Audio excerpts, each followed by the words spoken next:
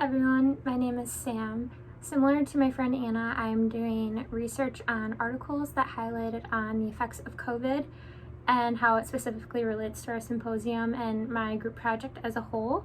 So today I'm going to talk about a couple articles that discuss different things that have a direct impact on us humans and how has affected our regular lives and how that's changed. So to begin, the one article from Yale Medicine talks about how change is directly related to stress. And to me that is completely normal. I know when there's a lot of things going on in my week or I know something big is coming up, it's easy to get stressed. So when a global pandemic like this comes in our way and changes deadlines, our everyday tasks, our everyday lives, what we do, it's completely normal and understandable that we would be more stressed, and emotions are definitely heightened. To highlight on that, according to the article, it says stress hormones can cause symptoms like increased heart rate, changes in respiration, irritability, appetite changes, and sleep changes as well. So all this kind of adds up and makes sense. Reaching out for help is recommended to prevent further complications. So in this case, I think the best thing to do if you're really worried about stress impacting your health and how you're feeling, not only physically but mentally, I think it's important to keep track on your normal everyday things that you do, whether that's going for runs or going for walks. If you exercise every day, I think it's still important to do that because exercising does release endorphins that relieve stress and make you feel better. I know whenever I'm stressed, I go for runs, or I just like to get outside and have fresh air to get things off my mind. So I would recommend that to anyone who wants a free pass on getting outside and doing something.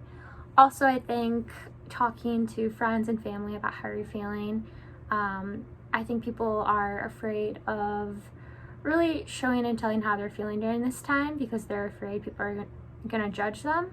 But in reality, I think we all are feeling in somewhat the same way. I think doing that will just bring us closer together. So I think doing these things would help a lot. And then relating to that, the next article from the Lancet Journal talks about how, just like that related to stress and changes, the outbreak has also caused school closings, job losses, a lot of isolation as a whole, and people not seeing each other, towns not coming together like they normally do, which is very unfortunate in that case. I think that all of us were definitely tested in our communities and whether or not we would come together and strive to still have that family aspect of working together and making sure that everyone is okay. Fortunately, I know my town has done a really good job, and a lot of small towns do have things like fundraisers and small groups that bring people together, which I think can be beneficial not only to get outside and do something, but also it directly impacts the community, obviously, because of its efforts. I think there's really no way, unfortunately, to prevent job loss during this time or school closing that is directly related to other people and their choosings. It's kind of a wrong time, wrong thing, unfortunately, kind of event. However, I think we've all have adapted in a really good way into fixing things. I know that, us college students have adapted to the college lifestyle of things being online. I know, elementary schools, middle schools, high schools, they're all online. And Zoom University, as it's called, has become a normal thing. And as much as it's unfortunate that it's not the same aspect we're used to, I think it will be a nice learning lesson for the future and has taught us certain skills in teamwork and adapting to new things, which I think is a really good idea.